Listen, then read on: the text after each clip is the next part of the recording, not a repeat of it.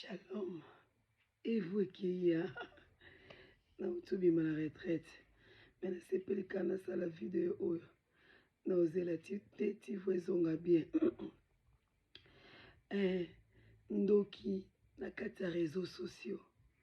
Ndoki azui téléphone na ye afunguli réseaux sociaux. Afunguli TikTok, Facebook, Instagram, YouTube. Na habité la réseaux sociaux ka fongoli mais mingi donc a fongoli réseaux sociaux na ye azo sa balef na ye azo sa magam na TikTok partout ce qu'on dit yo ozo ko expect nini tangu ndoki azu téléphone na ya fongoli siko Facebook TikTok ozela nini ya malonga ebima na kati wana mais allez-y comprendre, you must understand. Il faut comprendre. Donc, il y a fongoli TikTok. Et puis, ça dans commentaire.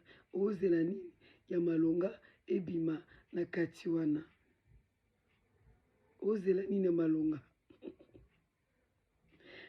Kopanika bangote. Ba les gens. Boselote. Kopanika bangote. Il vous voit que moi na loba mingi zate. Ah Seigneur.